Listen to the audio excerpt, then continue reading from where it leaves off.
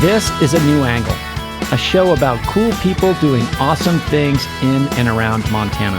I'm your host, Justin Angle. This show is supported by First Security Bank, Blackfoot Communications, and the University of Montana College of Business. Hey folks, welcome back, and thanks for tuning in. You might not expect it, but there is abundant international trade happening right here in Montana. Today is the second episode in our Voices of Trade series. In the lead up to the Montana World Trade Center's World Trade and Investment Day, we'll be exploring the various opportunities and challenges facing Montana firms doing business internationally. Today, we are speaking with KC Tolliver, CEO of Summit Resources International, a global apparel and accessories company headquartered in Bozeman. We're going to be competitive with every other company that does what we do in the United States, and we're going to win. And we're going to win right here from Montana. Also joining me is Brigitta Miranda-Freer, Executive Director of the Montana World Trade Center. Brigitta, Casey, thanks for joining me. Hi, nice to be here. I'm glad to be here. So, Casey, tell us, where did you grow up and what did your parents do? Well, I grew up in Missoula, Montana, and my mom was a teacher most of her career at Hellgate High School. Okay. But she was also a professor here at the University of Montana when she was quite young. Everybody I grew up with in Missoula spent the first 18 years of their life trying to get out of Montana. Because there was no jobs, there was nothing to do. We felt like we were buried in this small town. And then we spent about 10 years after that trying to get back, and only a handful of us did. So we're here to talk about your international business activities, Sure. Summit Resource International. What is SRI? What do y'all do? So basically, the joke is we make T-shirts, but in reality, we design and develop and distribute clothes. We started in theoretically 1991, in reality about 1993. We moved back to Montana in 1995 with my first employee. And now we distribute clothes in about 148 countries, and we manufacture in about 60. And I've heard some origin story about you having this idea for branded hats and just wouldn't let it go, made it happen. Yeah, what I really want to do is, I don't know if you guys remember Planet Hollywood, right? Yeah. Planet Hollywood was huge. And in the early 90s, I wanted to do the Planet Hollywood hats. And so I called the gal who runs, at that time, she ran all the Planet Hollywood merchandise. The urban legend, as I call her, a couple thousand times as a sales guy. Okay. And she never returned my call. And then one day she called me, she goes, "You've been blowing my voicemail." And I was like, "I hope you know what you're doing. Meet me in Las Vegas tomorrow." I met her there, and she gave me 2 baseball hats. And she said, "Go make these and tell me what the price is." So I flew from there to Taiwan, which back then Taiwan made stuff like that, right? And I made those 2 baseball hats, but I also made like 10 others because they were not very nice baseball hats, because I wanted to show how cool I was. And I flew back then straight to Orlando, presented them with all the other cool hats. And she looked at me and she's like, "What are you showing me these hats for?" I sell 8 million of these 2 hats. Wow. And so the next day I had an $8 million unit hat order, and that's how I actually got in the business. Go back to that origin moment. Did you know how to make hats at that point? By then I had a rough idea, but Okay. the joke is at our company, which is actually true, is thank God nobody gave us an order in the first couple of years, because I had no idea what I was doing at all. Well, and if I can interject here Sure. as well, I don't know what the timing of that was exactly, Casey, but I remember earlier in my career, that thing that you're talking about where you take the sample and then you go figure out how to get it manufactured, you find a trustworthy partner. Mhm. I mean, you maybe have a couple back and forth. It used to take a while, because guess what? It did. There probably there wasn't email No, back in the day. no. What we would do is fax was so expensive Right. that we had a guy fully employed that his whole job was to cut whatever you printed and then label it. And the time it would take from sample until you had a product that was what your customer wanted. I mean, 18 months, 18 years. months. Yeah. 18 yeah. months. And now you're making merchandise for some of the largest brands in the world. Walt Disney, Ford, Margaritaville. Yeah, and we've ended up acquiring some of our own brands. Caterpillar, we do a lot of business with globally. You've built an international business, doing business with a wide variety of countries across a variety of categories. Maybe give us a little bit of the play-by-play of starting from that one trip to Taiwan to figure out these hats. What were some of the key inflection points to get you to where you are now? One is probably persistence, right? We had to make a choice in the very early days. Do you want to live in a big city and visit small towns or vice versa? Okay. Which is why I ended up back in Montana. So global headquarters currently is in Bozeman, but we have offices in a lot of places now. Probably a little bit of naivete to some extent. And just the belief that global trade works, right? There's a reason why we trade different products and commodities and skill sets and things like that globally, because it's a very small world, right? It's like what used to take 18 months, like we were talking about, and faxes and plane trips, right? You can get that done in 15, 20 minutes, and you can be in production in 45 days now if you want to, right? And so there are areas of the world that are just better at stuff than we are. And there's a lot of stuff we do that we're better than they are, right? And so it's like we trade those things. So the international markets that you're selling to, what are some of the largest markets, your export markets? So we do a lot of business in China. Mm-hmm. So we sell into China pretty heavily. Australia is surprisingly big, but we do kind of have a workwear focus in a lot of our brands. Okay. Sure. Right. So, and workwear is definitely fashionable in Australia. When you're saying you sell into China, where are those products manufactured typically? A lot of them are manufactured in China. Okay. So it's China for China. Mm-hmm. Some are not, but most are just because of regulations and whatnot. But yeah, we have about 600 points of sale in China. Yeah, Australia is just big. I mean, it's about as big of a market for us as the U.S. is, quite honestly, in cat. Right. So we have retail stores there. We have a big wholesale distribution there. And it's just a great market for us. I'm curious about how that relationship with Caterpillar came to be. Like, how did you get that exclusive licensing? We were the private label guy for these guys in the UK that had the license for cat. Okay. And they got themselves in a little bit of trouble financially or some other way with cat. I'm not exactly sure how. And so we knew the bid was coming to be the licensee. And so it was us against, there's a company called VF here in the US, which happens to be the biggest apparel company in the United States. Vanity Fair? Vanity Fair. And back then there was a company called Kelwood, which was number 2. So it was the 3 of us competing for it. And we just pulled out all the stops. So we dropped everything for 6 weeks. We got the cat guys to fly out here. I had signs all over Bozeman, Montana. Nice. Saying, welcome, welcome, welcome. They came in on just this kind of red carpet kind of situation. Mm-hmm. And my pitch was, you guys are from Peoria, Illinois. We're from Bozeman, Montana. And all these other guys that are pitching you are just big city type guys. Sure. And, we're honest and we care and we're going to build your brand and we're going to steward it and we're going to generate enterprise value. Yeah. The work you do essentially is sort of the rubber hitting the road of brand storytelling. There's advertising, but merch has become such an important part of how brands connect with customers. I mean, Justin, you can make a lot of mistakes if you make great product, right? And when I was a kid, I made a lot of mistakes. But I always did a really, really good job on the product, and I really cared about the brands. Yeah. And I think that, that's really where we got, and it's worked out great. So we're at the start of the year, new administration, a lot of geopolitical instability around the globe. How are you thinking about the portfolio of risks, essentially, that you're facing at this time? It's a level playing field, right? So if I have to do it, pretty much everybody has to do it. Okay. Right? People have been migrating out of China. Like we've been, kind of spreading our risk out of China for 8 or 10 years. Unfortunately, if you want to look at reality, if 10% of what's left in China moves, the rest of the world's full. Yeah. It is the manufacturing center, right? And consumer products. I'm not talking about every single thing you can do, but in my field, that is definitely the fact. Mm-hmm. And so it's impossible, right? So when you look at risks, I mean, the big risk is inflation.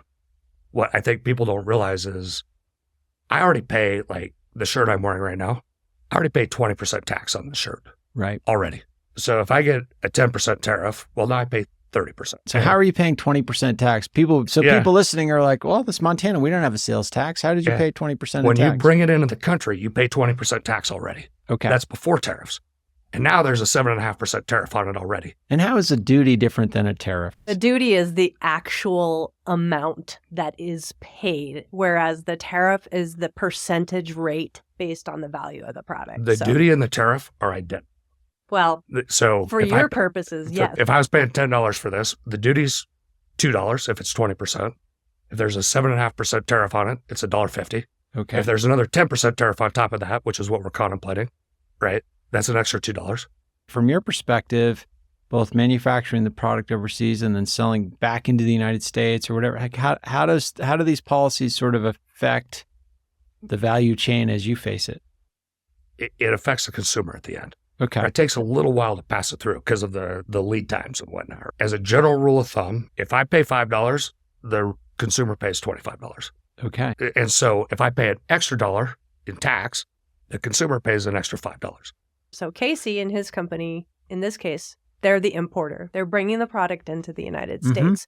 So when that product crosses the border, it's coming into the United States. It gets taxed. That's right. There is a tariff rate that applies to his kind of product, his category of product. It's at a certain rate. Yeah. And what we're doing now is the current administration is contemplating raising that rate on many different things.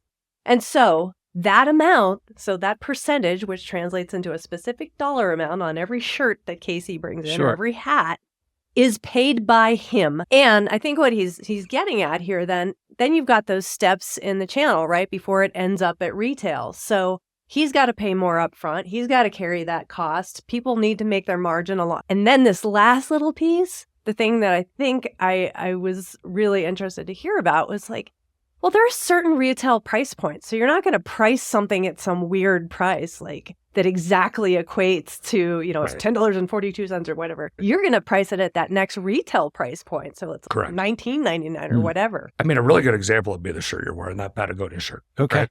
So right now, without any tariffs, the tax on that is 32.5% before tariffs. Okay. So it's been 32.5% for a long time. So if I paid $10 for that, I would pay $3.25 in tax, right? So now I own it for $13.25. I haven't shipped it anywhere. It's not in the U.S. yet, right? Say freight is $1. So now it's $14.25. And then I got to bring it to one of my distribution centers and say that's another $1. Now it's $15.25. Well, now there's a 15% tax on that. So that's another $1.50, right? So now we're at $16.75, right? And now there's going to be another 10%. So that's another $1, right? Now it's $17.75. Well, at $17.75, for me to employ and insure people in the state of Montana, I charge about $30. And then the retailers, they need to double at least. So it starts to explode pretty quickly. It's the world you're describing just sort of raises prices for everyone. Yeah, 5 to 1. For every dollar the American government collects on a tariff, the consumer pays $5. Are there instances where the threat of a tariff could serve you well? Things that could benefit you as far as the balance of power in international trade? It is true that the Chinese government subsidizes exports. Sure.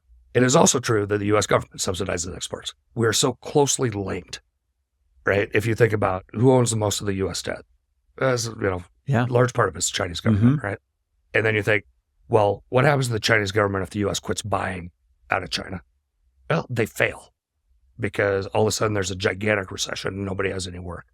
So when I think about the threat part, it's a pretty neutral threat and it's kind of on both sides. When I think about the reality part, when people think about, oh, this is going to be so horrible, it never quite comes out that way because we are so closely linked. And how are you sort of managing this uncertainty from a business standpoint in your day-to-day? Our thesis right now is it's not going to be as bad as it sounds.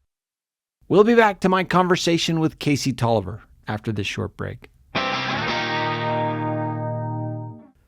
A New Angle is proudly presented by First Security Bank, Blackfoot Communications, and the University of Montana College of Business. This show does not happen without these pillars of our community, and I'm so grateful for their support and encouragement. And speaking of support, have you checked out our new website yet? anewanglepodcast.com. There you can support our show directly with a variety of subscription options.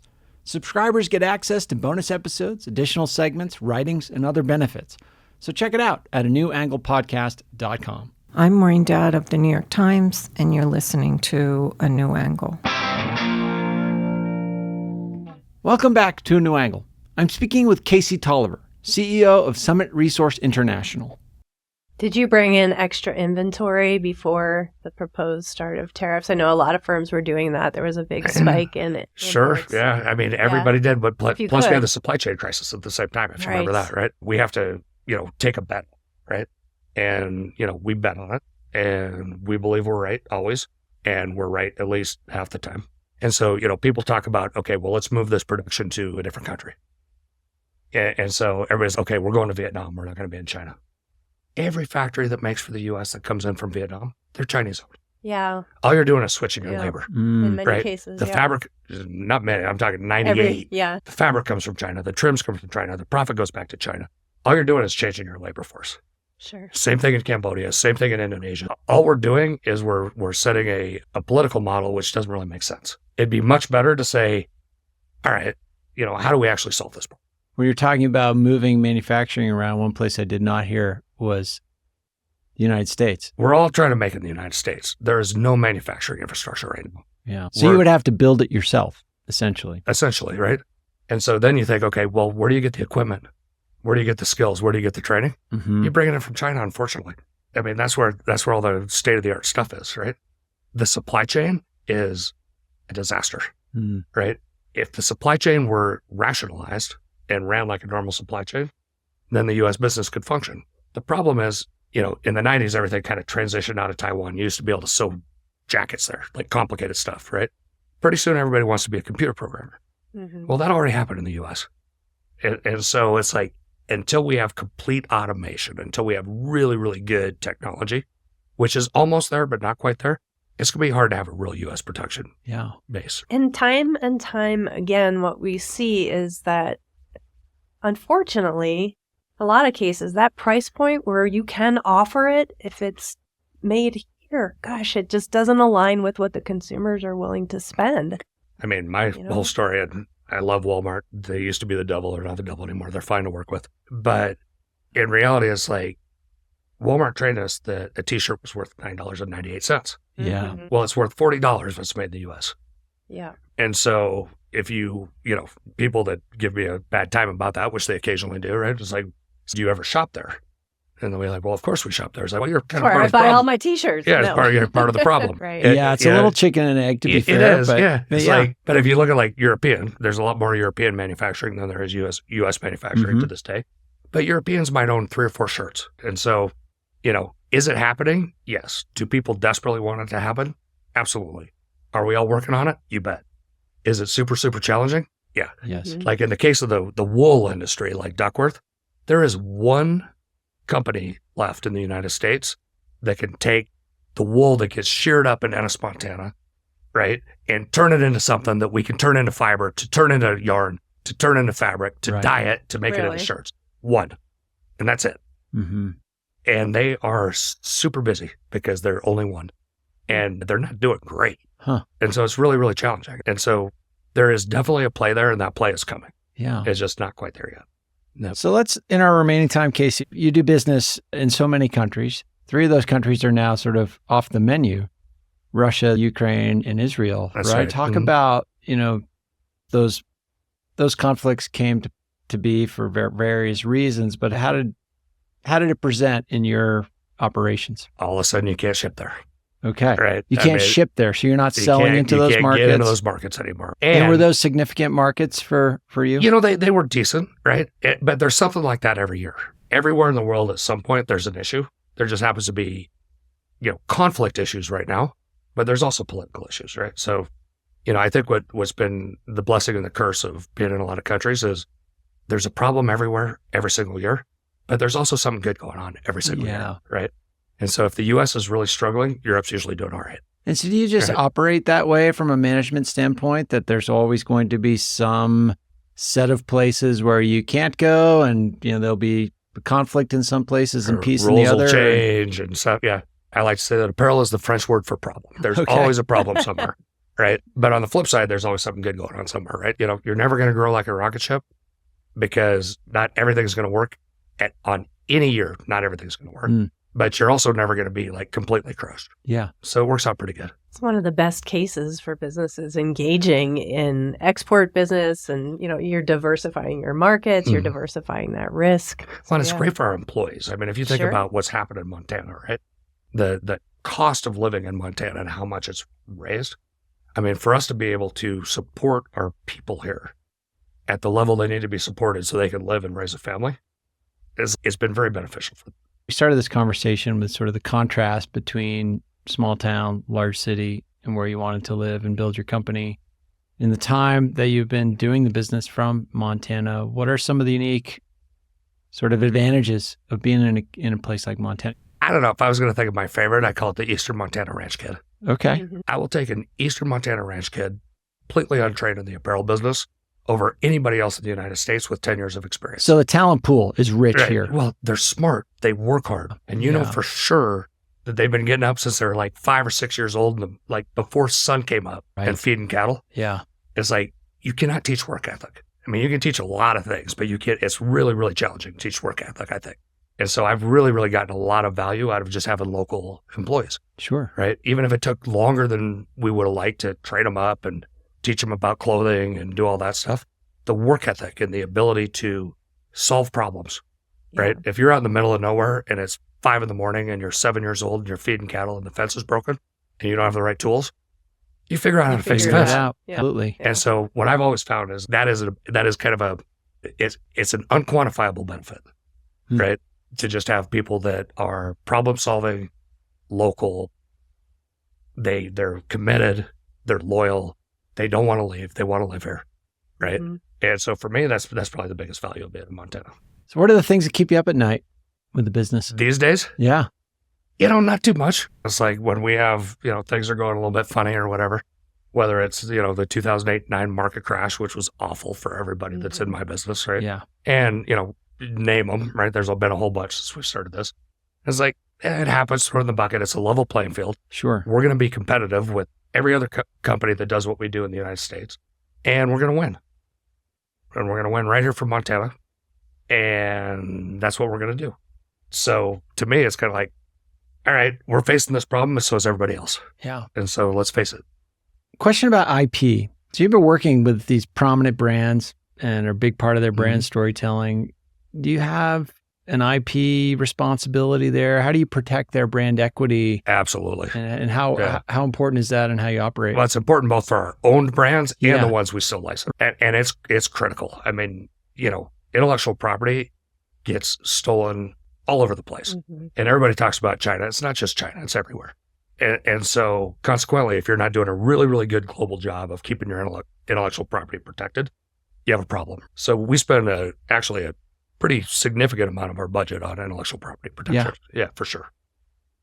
So like getting things registered in the countries where you're selling, defending it, you dealing with Defending knockoffs. it, Yeah. Okay. knockoffs. Mhm. Yeah, we use companies that crawl the internet for Yeah, knockoffs. right. Mhm. We use intellectual property lawyers all over the world. Mhm. And they're, our main guys are based in New York, but, they spread out everywhere. We just did a deal in Korea to protect one of my brands that we own, Mhm. because there was a very similar sounding name in Korea that we had to defend against. And, they wanted to stop us from being able to sell in Korea. I mean, it happens all the time.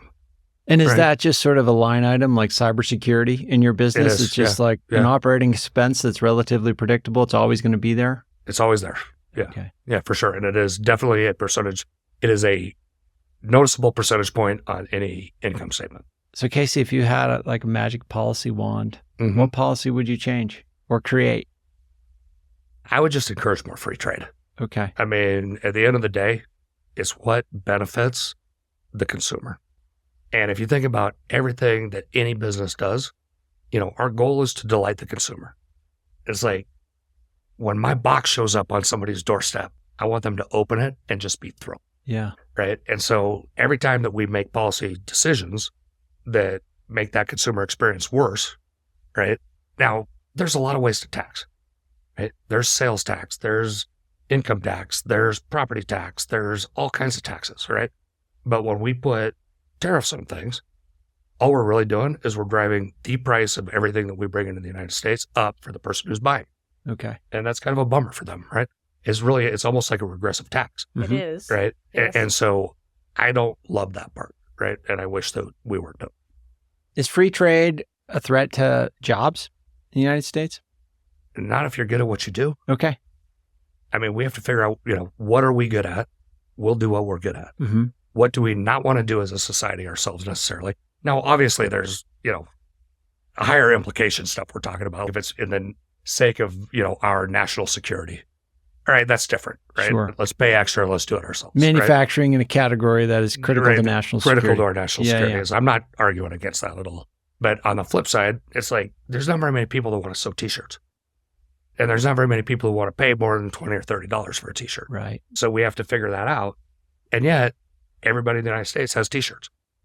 So it's, okay, where do we get them? Now, if we decide we don't like China, there's lots of other places to get them. But a lot of those places we're getting them from are in Chinese factories in those countries. Is it ever going to come back completely to the United States? It's going to take quite a bit more technology than we have right now. Yeah, and what you're describing is just, these are trade-offs.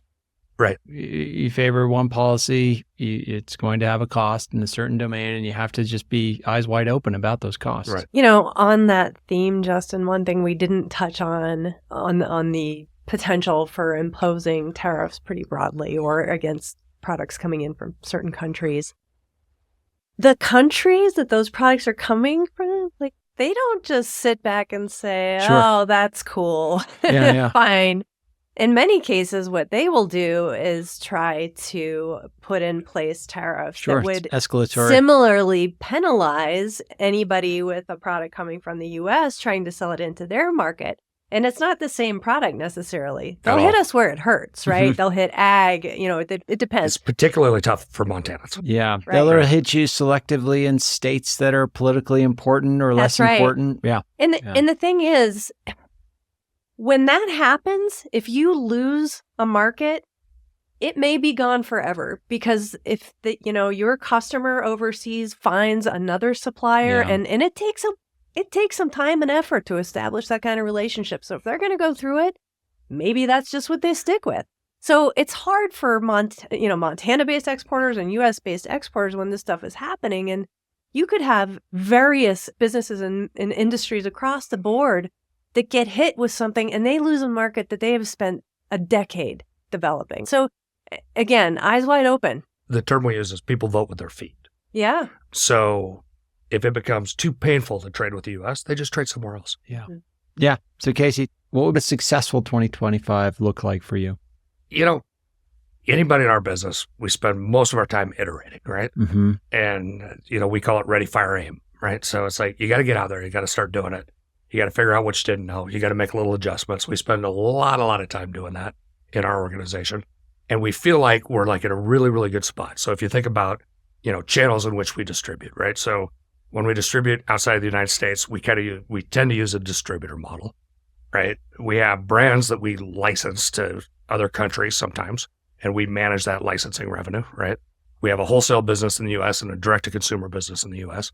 And right now, it feels like all those are firing on all cylinders. And so for 2025, we hope that there's not going to be a big surprise that way. But there's always some surprise, right? Yeah. Right? We just don't know what it's going to be. I just hope it's not a big one. I love that mentality. So you keep spinning the plates. There's always going to be shocks, and you just try to roll with it, it seems. That's right. And, just because we're based in Montana doesn't mean we don't face the exact same thing everybody else does in our business. So it's a level playing field. It's just who's going to figure out a better way to compete. Indeed. Right? Well, Casey, sounds like you and your colleagues have done that and are doing that. And it's, just grateful that you would come on the show and share some of the stories and your methods with us. Yeah, it's been fun. I enjoyed it. Thank you. Thank you. Thanks for listening to A New Angle. If you like what we do and want to support us directly, please consider a subscription at anewanglepodcast.com. A New Angle is recorded at Studio 49, a generous gift from UM alums Michelle and Lauren Hansen. Our presenting sponsors are First Security Bank, Blackfoot Communications, and the University of Montana College of Business. Kelly Larson is our producer. Maddie Jordan is our production assistant. VTO, Jeff Ament, and John Wicks made our music. And Jeff Meese is our master of all things sound. Thanks a lot, and see you next time.